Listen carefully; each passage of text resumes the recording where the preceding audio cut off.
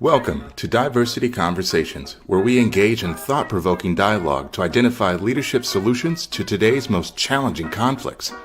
Stream live each week, Saturday 9:30 a.m. to 11 a.m. Hosted by Diversity, Equity, and Inclusion Strategist and CEOs Eric Ellis and Tommie Lewis. Join us and add your voice to this engaging diversity conversation. Good morning, Greater Cincinnati, Northern Kentucky, the United States, and the world. My name is Eric Ellis, and I'm the President and CEO of Integrity Development Corporation.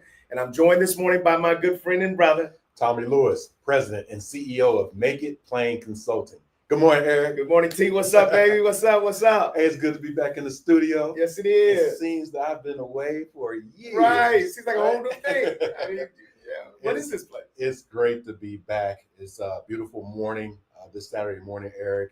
It's great to be with you, my brother, who I love dearly, I think about often, and it's good to be back with our community. Community, we love you. We appreciate you. We appreciate the words of encouragement that you share with us when you see us out and about. We really do appreciate that. We don't take you for granted. And we prepare for you. We got a wonderful guest this morning that's going to be joining us to share some brilliant things around organizational development and other things. Tommie, what were some of the diversity conversations that you were engaged in or saw that were critical this week? Yeah, Eric, I did a kind of an undergraduate deal this week where I pulled off a trifecta of sleepless evenings. Okay. So I had 3 nights in a row that I worked 20 hours and had a lot of deliverables. I was behind on a couple of things, right.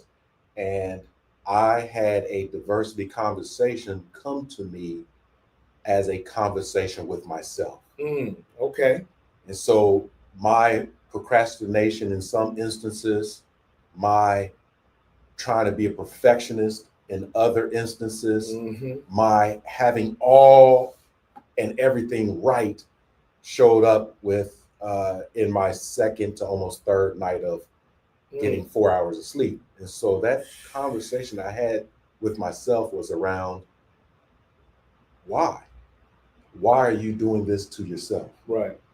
So I really unpacked my own conversation to say, my presence today is based on hard work, dedication, grace, and blessings of the past. Now I need to live in that same blessing and grace such that I don't, fall back into holes, that I'm really working as hard as I am today than I did 30 years ago. Because 30 years ago, I was wearing myself out. Oh, yeah, man. We were always at Kinko's back in the day. Oh, Kinko's. We were the accountant. We were the developer. We were the executor. We were all that. And so what I end up telling myself is, just take a time out. And I went to a summit, a breakthrough collective summit, where I was able to find another breakthrough and invite some dear friends and colleagues to join me on that journey, their respective journeys. So the diversity conversation I had with this week was with me. I am going to put into practice, Eric, having personal and intimate conversations with myself to check myself. I am so happy to be here today. Man, Tommie, I always appreciate that. One of the things that I know has brought us together is the fact that we do think deeply about life and all kinds of things, and we're always looking to analyze ourselves and make improvements. Yes, sir. And so I appreciate that about you, man. It's inspiring to me. I love how transparent you are around those things. We don't want to find ourselves being grateful to be business owners, but being pummeled by the business. I mean, come on now. Say it again. Yeah, we're not trying to be pummeled by the business. Now, for me, there were several critical conversations that I had around, diversity kind of conversations over the last few weeks, since we haven't been together a couple of weeks. One I'll start out with was with golf. And I shared this with you that I took a team to Columbus to play in a golf scramble. You know, when Tommie and I were younger, we always picked up hoopers, and then we go play in tournaments with our squad. Right. You know, now that I'm more elderly, it's golf. And I took a squad to Columbus, and I was excited about the squad. And we were out there doing our thing. But right away, I noticed that a couple of the golfers were engaged in bantering and sarcasm. And Tommie, after about 3 or 4 holes, you know me, I cleared my voice and I said, "Hey guys, let's get together." I said, "I need to share something with you." I said, "I don't do sarcasm. I said, my kids, I don't let them do it. I said, I don't believe in sarcasm." I said, because for one, golf is already hard enough. The last thing we need is somebody making comments about each other in ways that distract from the golf." And the guy, the main one that was doing it, said, "Hey, E, say less. I got it." And I love the fact that we wrapped it up quickly, that they didn't feel judged. They got the point. And man, we went on to win the tournament. And a couple of the other guys thanked me sort of separately and said, "E, I appreciate that, man, because you know, I don't really like that, and it throws me off a little bit." So I was grateful for that. So the lesson I say to the community is that you want to have the kind of character that when you offer insight or input, that you don't want that to be judging of others. So it wasn't like I was trying to be up here like I'm better than anybody, but I was just saying something that collectively was for the good of all of us. And they received it in that way. So I appreciated that. The second thing that I did, Tommie, is I attended a Leadership Cincinnati event. I shared that with you. I went through Leadership Cincinnati decades ago. And so they had alumni and awards thing. And I went there. Carl Satterwhite got an award, which he's very deserving of. And I met a lot of people and connected with a number of people. So that was a powerful event to participate in. Had a chance to hear from the president of the chamber, the CEO of the chamber. And I told him he was inspiring, Tommie, because I could see that he had an inclusive message. And I was just so appreciative of that. And the last thing that we've seen this week is the assassination, the killing of Charlie Kirk. And Charlie Kirk is a right-wing activist, social media leader, hero to many in the MAGA group. And so many of us have seen Charlie Kirk with mixed, reviews, but I would say that we just got to make sure that our politics in this world never gets so out of control and negative that it takes people to the brink of murdering others, taking their lives over their philosophies and their beliefs. I just think that that's flat out wrong. But it's been interesting where the conservative community has gone with that in many ways, even seeking to politicize his death. So I think that's unfortunate, but it's consistent with everything else that we've seen that I'm more so ignoring, but I think that we're going to get to a place that we're going to get to a breaking point as a country. And I think when we get there, the nation will stand up and reclaim some of its values. At least that's my hope. Yeah, thank you for sharing, Eric. And I'll share with you that I was not familiar with Charlie Kirk at all. There's certain energy, again, that I don't take into my energy. Right. And there may have been a feed or here, whatever. And when it comes up, I just delete, move on. I don't even want to, in some cases, know the other side. Right. It's because I've been in places by way of work that I've had to be in on the other side of things I don't agree with at all, just whatever. However, with that being said, I do have empathy for human life and dignity. Right. And I hope that that same dignity of human life is reciprocated, not only in society, but also at work, also in our homes, that life is not always life and death, but sometimes it's the way people want to live and how they pursue joy and happiness. And when there is disruption to that pursuit of happiness, there's, in some cases, a death, right? And mourning, right? And sadness, right? So we'll bring joy. And that's why I'm excited about our guest today, Eric. the joy that I have with engaging with this particular woman, expert, friend, over about 3 decades. Okay. Going all the way back to Inroads. Oh. Inroads. Let's bring Calista Smith to the screen. Good For morning. don't know, Calista Smith is the founder and president of Scale Strategic Solutions. She is a dear friend of mine and a partner in the space. We have partnered together. I'll be very honest here.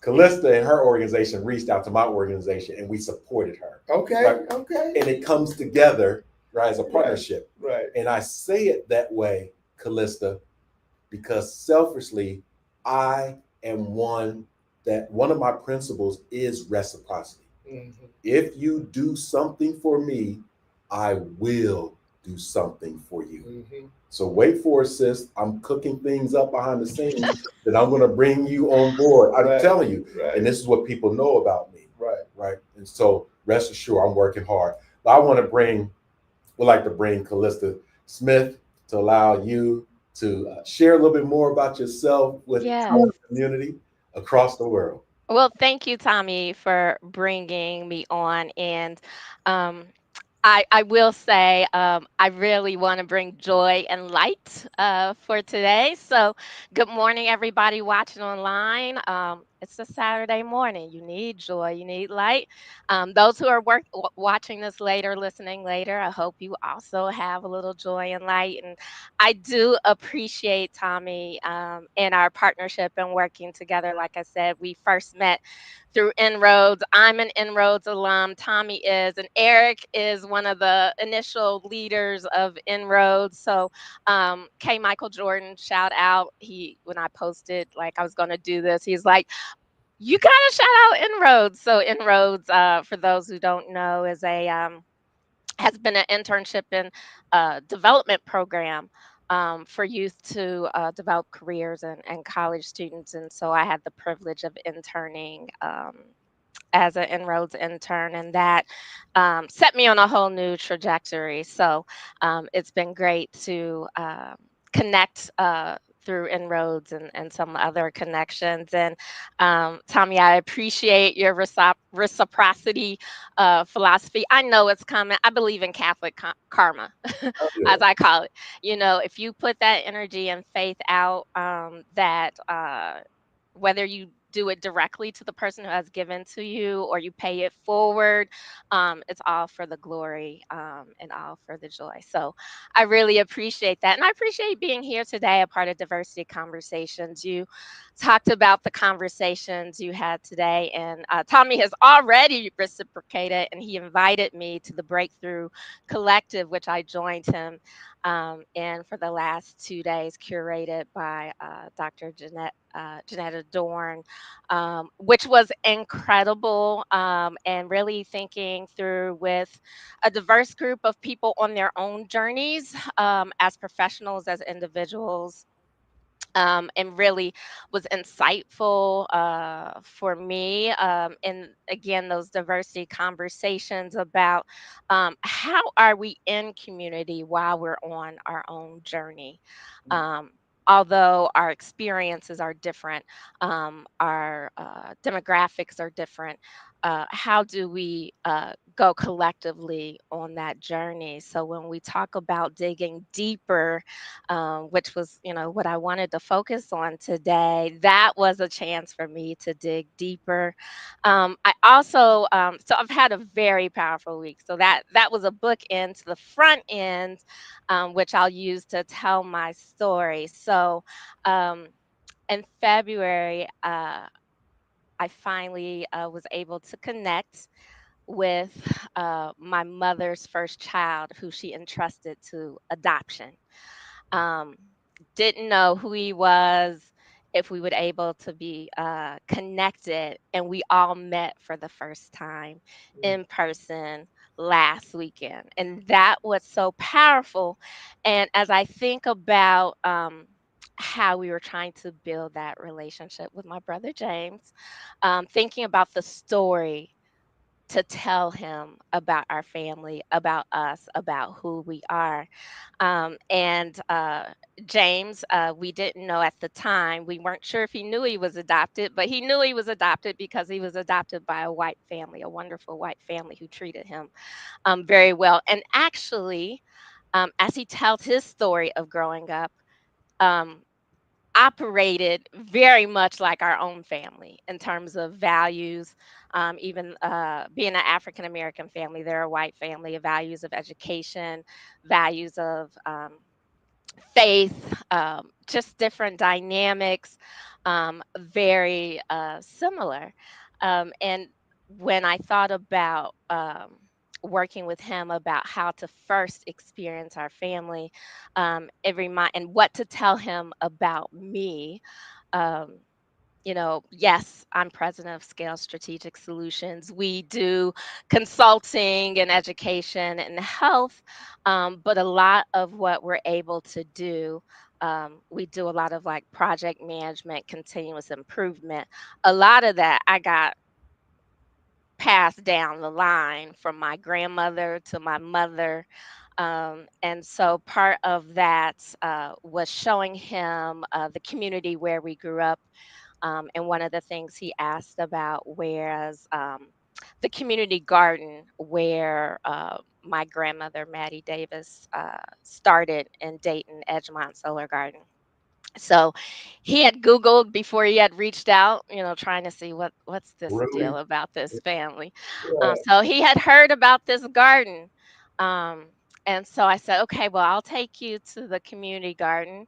And I talked to the family slash play cousins slash real cousins in the neighborhood. And I said, we found my mom's son, Janet's son, James is coming. And meet us up at the garden. And we had more than 20 people just show up to say hello. Oh, wow. And so that diversity conversation of what does it mean to be community where we're all on different parts of the journey? How do we jump into community no matter what our background is, experiences? He lives in Texas. Um, he grew up in Ohio. He has a different background, different interests, but how do we instantly create community based on our shared humanity?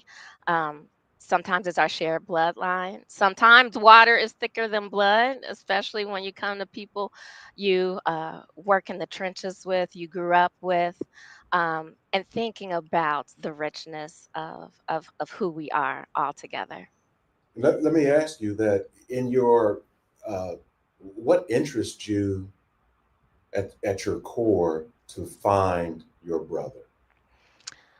So at the core, the interest in finding my brother, and actually it was um, what I didn't know he existed to 2020. That's a whole nother story. But being a small business owner, you might get a kick out of this. So I was going for one of the certifications, some minority certification, where you have to give your long form birth certificate that shows the race of your parents on that long form birth certificate.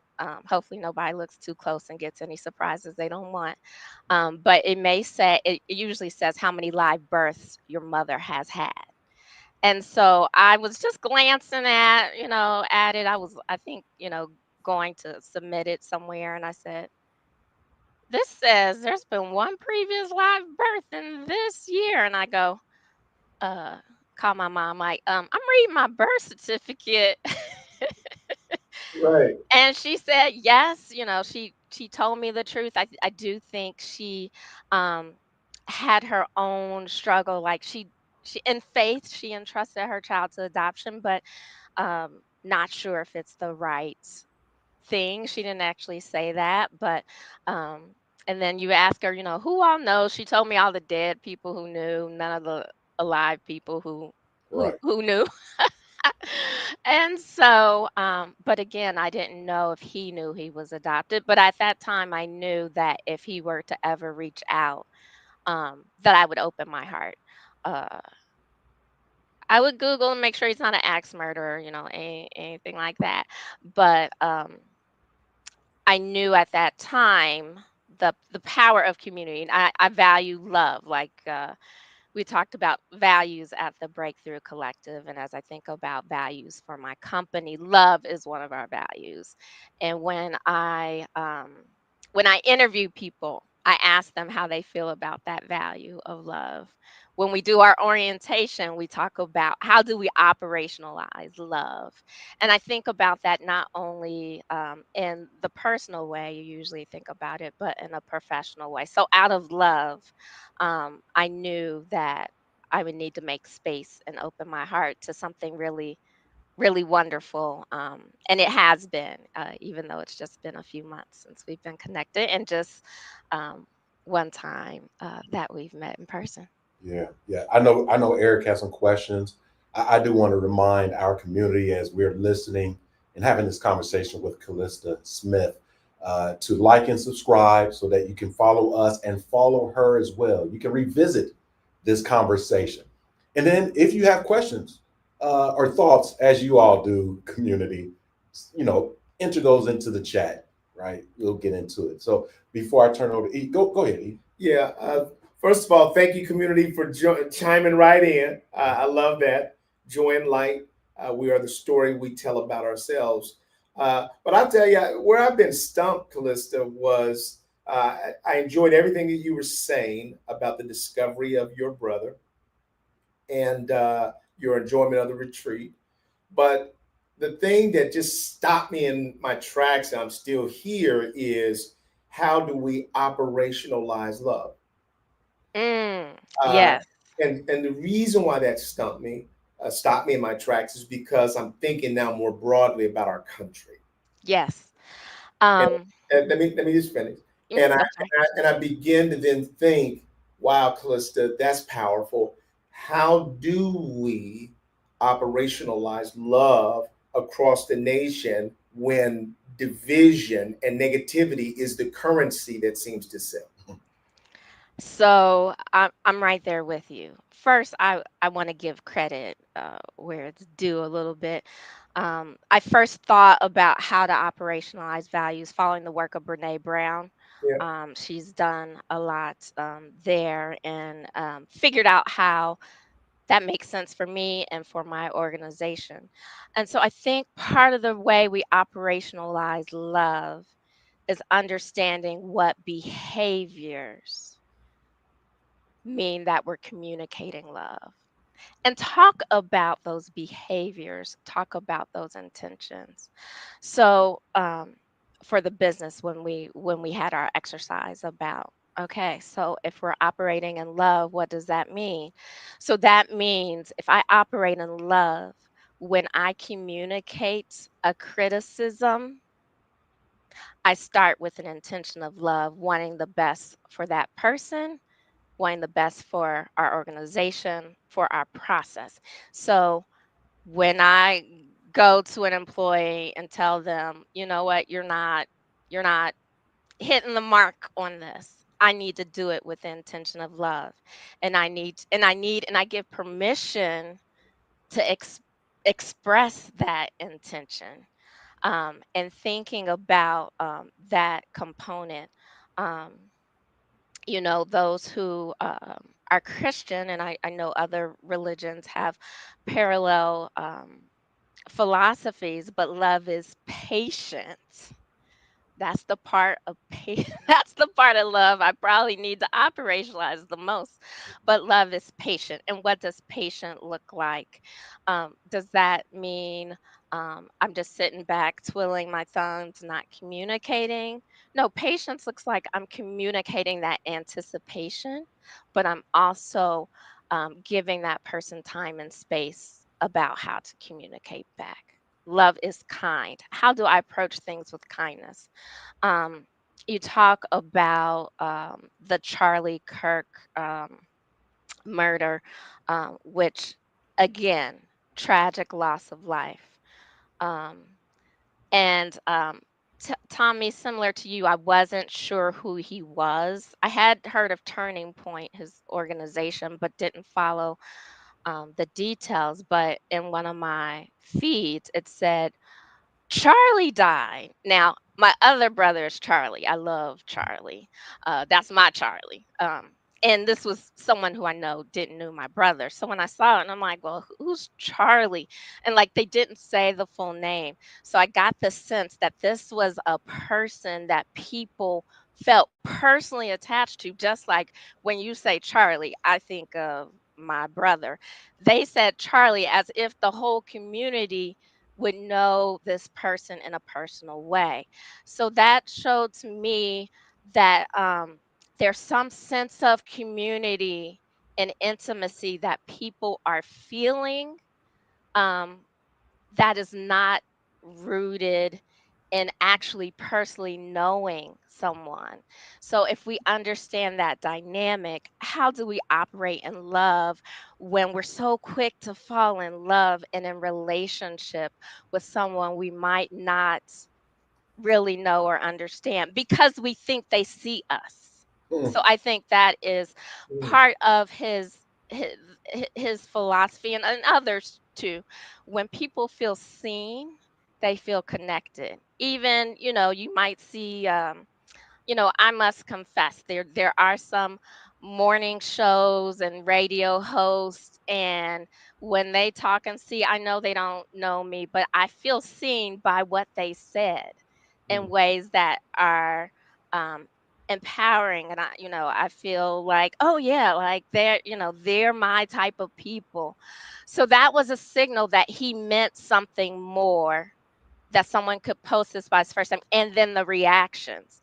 Now, the other thing I had noticed about the reactions, usually when I see people post that someone has passed away, you get a lot of the sad emergent emojis, the heart emojis. I saw a lot of the angry emojis. Mm, right, Wow. right, Um, and so even not Googling, knowing the whole context, and I saw that, Ooh, that's deep. I That is understood something interesting. different. Yeah. And so I think a lot of people, Tommie knows, I've dealt with a lot of grief over the last couple years. I think we in the US are grieving an idea of America, Mm, wow, wow. and some of us are stuck in that anger cycle of grief. Mm, And we need to figure out how to work through that grief. The grief cycle says acceptance, but part of acceptance is also resolutions. So that acceptance doesn't have to be resignation to, oh, we can't have a dream or success, but we need to work through that anger part on all sides, and everybody's in different stages of what that grief is. right. I love that. I think that you're spot on in that. And for me, Tommy knows that I do sort of keep tabs on what's happening in social media, on the news, around the political environment we're in. But my faith has said to me that our answers are not in Washington. They are not with President Trump or the Democratic Party at all, that they actually are with us. And I literally have now established, I was talking to Tommy, a new model for sort of tapping our networks, leveraging our networks to make things happen for each other. Because I think that's where we have to turn to as a nation of people, is that our solutions are never way out there. They're really in here with us. And I think that God has shared with me that even all the MAGA crowd and everything, we've got to find the capacity within ourselves to love all people and to be concerned about their hurts, their pains, their suffering, because that's the way that we fight back against the negative, is that we begin to operationalize love across our country. So I love that when you said that. Yes. And building on community, and I see, the right question in the chat, talking about local and starting with community. Local starts within. So, how do we operationalize our self love and appreciation and know that we are worthy no matter if you've been laid off or not, no matter whether the politicians or your extended family understand. And I, take that from a spiritual perspective, that we all are our God's creation, and He's created us no matter what, in His image. So from that perspective, it starts there, and then building around the circle you're around of community, and knowing how to love the people in your household and your family. When you're having these debates with folks, are you debating in love? Are you recognizing, you know what? I know you might think that this is the right perspective because I know what you value. I know that we share, that we both value hard work. Yes. And I love you because you work hard. But then go the conversation from there. What assumptions are you making, or what are you taking in from outside about who's not working hard? And do you actually know if they're not working hard? How can we break those down? And how can we also, and I've been very uh, privileged in some way, to have had ongoing circles of community, and that's not hard for me to do. Right. Once you're in my tent, you're in my tent. Right.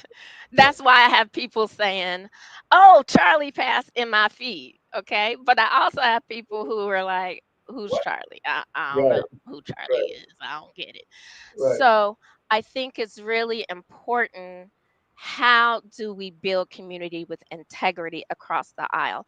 And especially, and not just the political aisle, Right. but across our silos. And it's so easy, especially in social media. And I know we're on social media, so it can be used for good, but Right. it's so easy to let your algorithm find your people and just think you're building community, but you're just building within your own circle. How do we think about love and stepping outside and building onto our community beyond the demographics, beyond what the algorithm may say who should be my friend? Let me ask you one other question, then I'm gonna turn it back to Tommie too. So, how do you operationalize love in a world now that sees love oftentimes as weak? So right now we're being sold that love is not really the way we ought to be looking at any of this. Get back. Yes. Revenge. Yes. Go And after them harder. We need somebody that can fight harder. All you love people, all you peace ambassadors, get to the sidelines because we need somebody to punch the lights out of the other side. So that being the world that's being promoted, because what we're finding is that the media, although I love the media and I don't want to be in line of the line of people that are just bashing the media, but they are businesses that are seeking to make money, and they make more money when there's a lot more noise. And so those who are espousing love, it's a whisper. So yes. And when I first put love in my core values as a business, I was scared, like, oh, people gonna think I'm weak, I'm soft, but I had to realize I'm a black woman, 5 foot tall in America. I don't fight like that. I fight with love. Love always wins. And I've never been led wrong with love. And it's a place of peace that love it.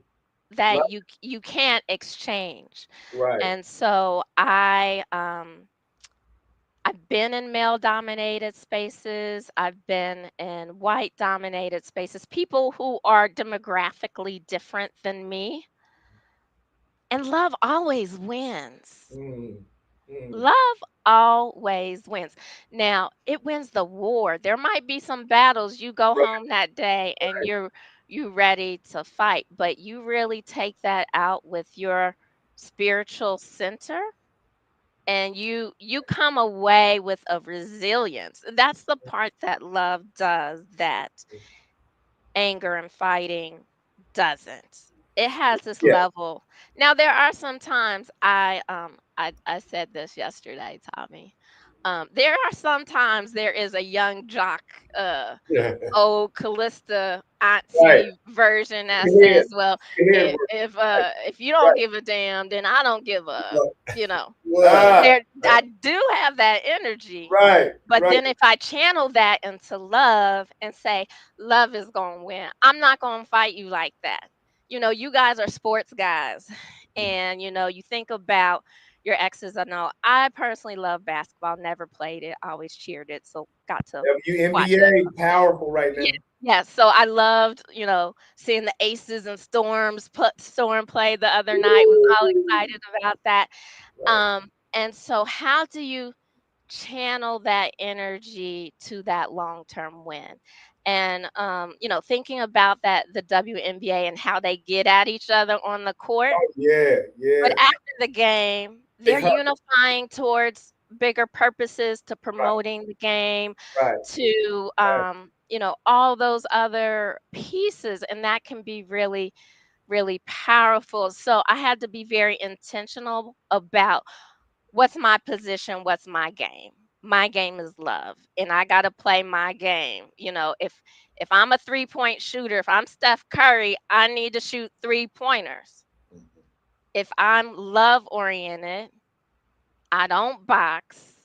My energy when I fight is out of control. I'm more in control when I approach it for love. So my game is love. So, so And let me, so let me ask you yeah. right there, just a quick pause. When you are in your zone playing your game, and either someone intentionally or unintentionally knocks you or tries to knock you off your game, how do you get back to your game, particularly if you're in an organization and the entire culture is now knocking you off your game? So you're fighting not just for that game, it's the entire league that Yes. you're fighting with, it's the entire sport or Mm. industry that you're fighting against. How do you get back on your game? Yes. So I think there's a couple things. There's been a lot about self-care and centering. So Yeah. having those centering practices, um, and things you can do in a minute to center yourself and remind you why you're here. Maybe you're here like, I need to collect a paycheck until the next thing because I got mouths to feed. And so I'm going to center myself. The other piece is, how do you set boundaries in ways that are healthy? Mm. So there are times, particularly before I started my own business. Oh, I'm going to tell this story. Come on. So, I had a boss who was particularly sexist. And we actually were meeting with a client, Mm. and he happened to be a former military, and um, he would wear fatigues to work on Fridays because he would go visit the base on Mm. the weekend. So we show up to the client, and I want to also put full context around this. I know he is not representative of our men and women in service in terms of this particular attitude. This Okay. is this individual. I don't want anybody to get twisted. So our client asks, "Oh, you have your fatigues on today. Um, what? What's going on?" He's like, "Yeah, I'm going down to the base where we beat our women." Oh, Um, okay. and Okay. so he said this in front of the client. Huh. I'm right here with him. Oh, The wow. client looks at me like, "How Really? do you put up with this?" I was like, Right. "I don't." And we continued with the conversation. It really took me a moment to Right. stay focused on that client. And Mm. then also giving myself a moment and space about, how do I want to communicate to my boss the boundaries? Because I mean, this wasn't, I'm old, but not that old. Um, he knew better. Everybody knows better. Even, Right. um So later, and he always kind of skirted, his comments and things around, women and gender or whatever. Um, so either later that day or the next day, I went back to him and said, when we went to that client, you said this. Like, here's the line. Like, no, none of this. And being able to communicate that, um, and then persisting with love. The other piece is you set those boundaries, then you start building your allies Yes. and you start building your community, because other people know there's other people who want freedom just like you. Right. Right. And you find those allies and build relationships to help you navigate the terrain you're in. Sometimes it might be people on your staff. Sometimes it might be like uh, other partners of the organization, and figure out how to survive and thrive until you figure out where you need to be. Um, because it may be that if an organization is that toxic, it's not going to survive. Mhm. And so maybe you survive through a season by centering self-care, boundaries, alliances, until you make the move where you're in a place of peace. You know what? One of the things that I have found is that we all are ground. We all have plants in our ground. Love is the water that helps those plants to grow and be healthy. And I find that what you're saying is that when I center myself around love, it means I am constantly growing and being energized. And hate and those things are constantly tearing down the insides of others. I shared a story a couple of weeks ago about being at my golf club early in the morning, practicing my putting, and a guy coming out of the clubhouse, I could see he was marching right toward me. And I said, "Oh, here we go." He said, "Do you have a tea time?" I said, "No, I don't." He said, "Well, you can't be here." I said, "Well, I'm a member. Like I've been a member here for almost 30 years, my friend. I live right there." And I said, "Now, the answer is just to apologize." And he got choked up on his words, but he said, "Hey, I'm sorry." Now, what I did, Calista, was immediately I released him. I released him. I said, "Hey, I've done that too. I prejudge people." And I let him off because to hold him would only imprison me. Yes. I think that's what you're saying about your value of operationalizing love. That if we choose something different than that, then we too are prisoners connected to that. And those feelings of frustration, hatred, anger, they don't hurt them. They're tearing us down from the inside. Yes. And we let it hijack our humanity. And then we let it hijack our humanity, and then we look for any savior. If you've ever been in a traumatic situation where you're in distress, hopefully this isn't triggering for anyone, but if you've ever been really in a vulnerable state, you're looking for help anywhere. And so if you don't center yourself and realize that you are in love and God is always with you, your spiritual presence is with you, then you will start looking for solutions anywhere. And the first person to pop up who says, you know what, you need help, I'm coming for you, whether or not they're coming for you or not, you're going to hope that they're coming for you. And sometimes you need to discern, like, I need help, but they're not the one coming for me.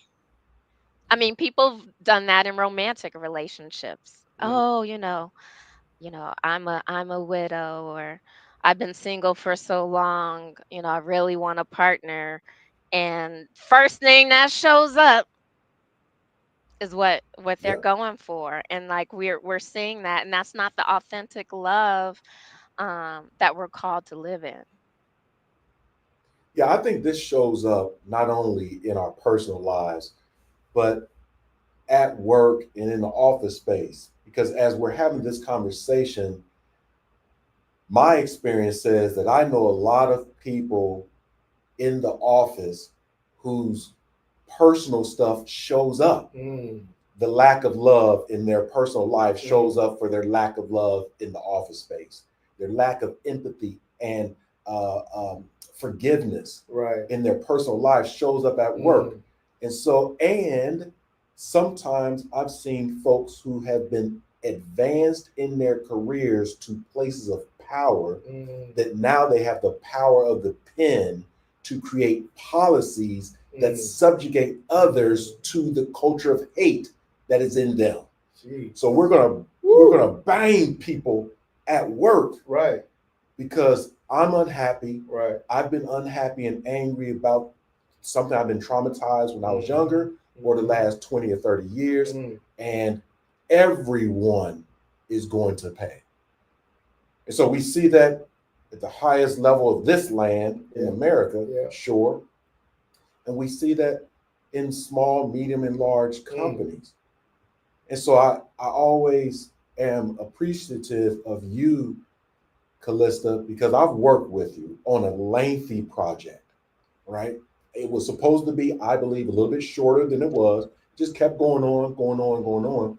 And there were many moments of frustration and anger. And I saw you literally give critical feedback to the entities that were basically feeding us our money in a way that was loving. I saw it. It's powerful. And I was looking at it like, ooh, like it's kind of risky. No. I was looking at it like this. I would not have said that at this point, because Eric, in this situation, Calista was taking the lead, right? And we were taking the lead with her. I was following her. And so I was praying, please don't ask me what do I think at this point. Please. Right? Because I'm looking, Calista's my boss. I'm looking at her, don't ask me, don't ask me.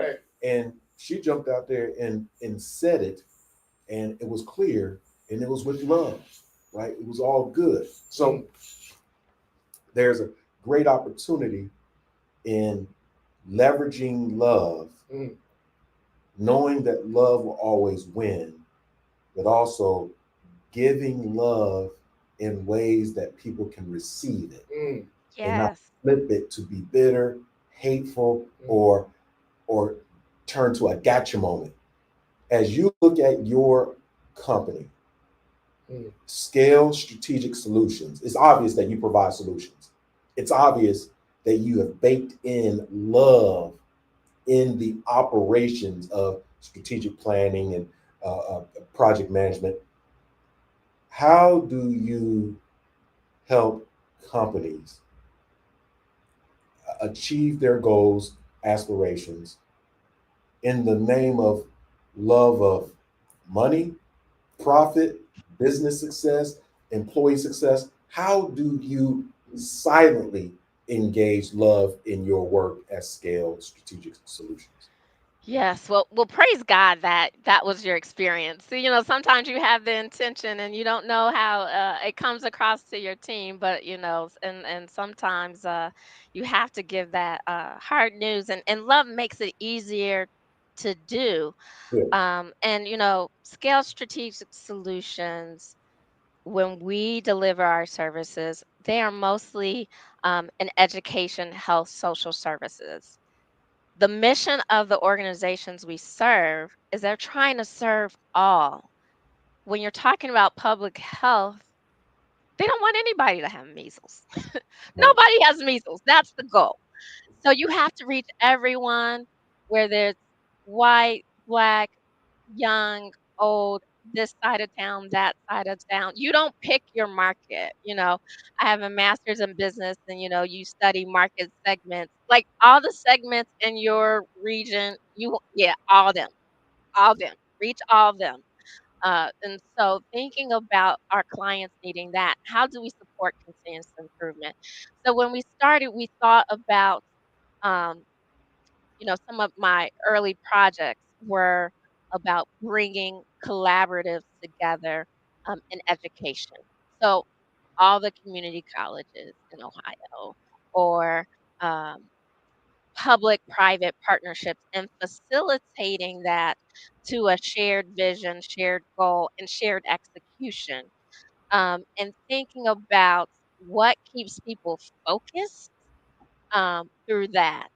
And it's that love piece. Like, okay, we are all trying to do this thing, and we are all going to treat each other with respect regarding regardless of your turf or your experience, and how to make space for that and said, I understand you. I'm meeting you where you are. And let's meet the mission of the collaborative, the project, the initiative where it is. And then complementing that, I mean, love is also an action, you know? I love you is an action verb. It's also it can be in very and so how do you make that an action verb? What are the tasks like operationalizing love? So yes, it's great. We have all this big vision, but what are our action steps to work together? And when we think about, taking that to action and then taking it to reflection, what's our research and evaluation work and how does that speak to what we're trying to do and how to do it better? So we often work with like portfolio of grants. We have the privilege of evaluating the Access to Wellness program that the Ohio Mental Health and Addiction Services was executing, and with local county boards. And the goal was to help people with severe and persistent mental conditions who may have come out of multiple hospitalizations, psychiatric hospitalizations, or have come out of incarceration, remain in community and grow, and all the complexity that they need, and understanding, okay, how do you support that? What is this county doing? What is this person doing? What does that look like? And how do we bring that together with the intention of having a better system that helps everyone, but also realizing constraints, efficiencies, dollars, public investment. Um, and so bringing that together, so understanding that reflection and say, okay, all right, this is what we do. That's great. We should continue. This is where our challenges are. The data shows we need to do something differently. And then continuing that circle into learning and development. And that was one of the areas we grew into more richly in about 2018 when we were founded in 2011. And it's like, okay, so again, how do we operationalize what we learn? If we're trying to move health equity, what does that behavior look like? So we worked with the Vermont Department of Health. I had the privilege of working with Robin Shabazz and Shonda DeRamus and some other folks on that project to talk about training, talk about what are the actions, behaviors, systems, processes that help us show our intention of success for all, and that it doesn't have to be just a choice between this person and that person, that we can do it in a collective style while also meeting people where they are. I think this is such a rich conversation for me. When we think of organizational values, more so in the last several years, sure, before that, it was always the values posted on some wall that people walk by and they're reminded in word form what the values of that organization are. Not always do the people actually accept and embrace the value. They just kind of send their representative to say, okay, our value, company value is integrity, but I'm operating outside of integrity because I need to advance. So I will scratch and claw and cheat and steal to advance my career that is diametrically opposed to the organization's value of integrity. So that's the risk that I would take for my own success. I can care less about the organization's value. My question is two parts. One, how do we create training and development that builds the behaviors of people that will actually show up, or the values of the organization will actually show up.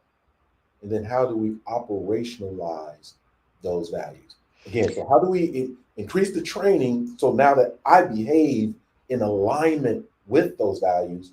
And then the operational piece is when people come into the system, they drink the Kool-Aid of the values. Yes. So I think there's a couple of really key things, and where we have the wherewithal, thinking about the tools and the processes in the organization that support that value, and also help with discernment where you can say, that don't look like our value, what they're doing right here, and that other people can discern that. And not only that person starts, looking like a sore thumb because there's one, expectations about, again, operationalize it. Here are the behaviors. Here is the checklist of how we run meetings. This is how we follow up with feedback to a client. This is the tone we say in emails. And when that doesn't happen, there's accountability to it. That not only the boss or the supervisor, but your peers have a language to communicate to. Our value is love. And, here's this operational list. When you did this, it didn't feel like this. Yeah. I've also started recently, and as a small organization, performance management can be um, challenging, especially when you're pivoting and adjusting. But one of the things that I've done over the last couple years that feels like it's moving the organization forward and helping with resilience is building those operational goals into my performance evaluation of my team. So when I write their evaluation, I look at our values, I look at how we say we operationalize this. So our value is resourcefulness. You were resourceful when you did this. You were not resourceful when you kept calling me, when I gave you the directions in the email with that was not being resourceful. Indeed. Yes, you were resourceful when you went and you looked that up and you asked questions. That was being resourceful. But when you did this was not being resourceful. When you did this behavioral, it was the love came through. The way you handled that challenge, the way you ran that meeting. It was not love when you sent a nasty gram to someone because you were all in your feelings. So, using that in performance management, using it in your one on ones when you're communicating. And that comes from the top. And then the top has to empower peers to talk with each other like that. And then when that person is not aligned, they will start getting I want, if you don't align with our values, I want you to feel uncomfortable here. It should just feel weird to work with me if you Indeed. aren't operating in love. Like, it should be like, there's something about her I can't handle. And you should be wanting to do something else. So that's how I think it's important when we think about operationally our values, and hoping to lift and discern where we can come together. And those who don't get it, give them space if they want to get it. Like you said, they might have some personal hurt, uh, work hurt, family hurt Yep. that they're bringing to the job, giving them space to explore that. I mean, that's another thing, training and self assessments, and some of the work both of you do in terms of employee assessments, employee retention, that can really be powerful. Increasing that self awareness where people at least can make a conscious choice. No, I'm not operating in love because love told me that would make me vulnerable and I wouldn't succeed. But now that I understand what that means in this organization, I'm willing to make a different choice. Let me ask you this question, Calista. uh, the research says that only between 10 and 25% of companies ever are willing to invest in long-term culture change initiatives. So the typical clients that we run into are getting short-term bursts. So what do you do in terms of your selection of clients? Are you simply interested in trying to pick the ones that are interested in long-term change, or do you have sort of a bell curve of clients that you have some at the top that are really interested in culture change, a bunch of them that are sort of, sort of here's what I need today, and then some that are just, how do you utilize that fact in terms of your own decision making around who you'll work with? I think about how do we work with people eating uh, eating the elephant one bite at a time. Okay, okay, I like And that. as much as we dream, and I feel like this is a part of diversity, equity, and inclusion, as much as we dream that people get it and people's Right, hearts are just right, open in right, different ways, come as you are and right. make that baby step. As much as I would like to be physically fit and be in Working my out every perfect day. weight class and Right. have perfect numbers in my health, the fact that I got up once a week and went to the gym, I'll take that. And so Right. there is some space. I do need to know your intention is one step at a time. And a lot of times I'm working with public sector clients. And so Right. they're working system and system and system on system. And so Right. this is a ship. I might be just working with a cabin. And I Right. gotta meet people where they are in the system where it's are, and it will domino. And when you're in the game long enough, you start seeing glimpses whether that person who's willing to do that project for their team, and there's two people on that team that got it. You then eventually see those two people go to another organization and make huge change. Or you Mm. see a process change. One of the things we've been, looking at over time, particularly in education, is rethinking remedial education. And some people thought, okay, like, why are people of color not succeeding in college? And they changed the process. And they thought about, okay, co-requisite classes. So you don't have to wait forever to take the credit course. You think you're going to college, you still taking courses that don't lead to any degree. That doesn't happen anymore in the way it used to. If you're struggling with math, okay, let's get some co-requisite math you can take while you're Right. taking the college level math so we can move together. That's a process change.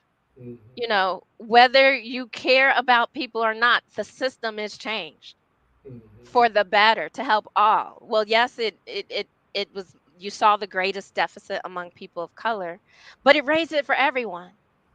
White men are doing better in math in college because the process changed, whether people did it out of love or not. But if you're able to operationalize your intention, look at the data, continue to improve, regardless of the attitude, the system will change. And I do think, and you guys are closer to the HR and human capital piece, but I think that can happen with human capital. You change the system of how you manage and set expectations and accountability, and the needle will move. Right. What I'm hearing from you that I think is powerful reminds me of the scripture that says, "Ye without sin cast the first stone." And so it feels like before you try to operationalize love within clients that you're serving, you're applying it first to yourself. And you actually are coming at them with that grace of love that allows people the time to grow into it because you're not being judgmental of where they are today. And I think that's powerful.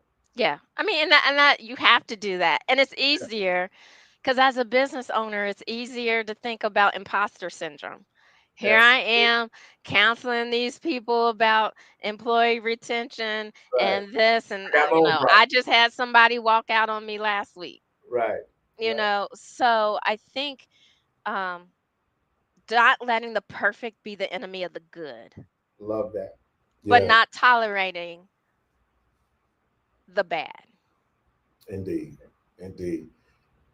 Wow. Right. Powerful conversation. Yeah. You did that like that was nothing. I mean, just like in your sleep, just sleepwalk right through the podcast. Hey, that's love is my bad. I could talk about love all day, but I know we're past the hour. Right. And we feel it. Absolutely. Our community was chimed in.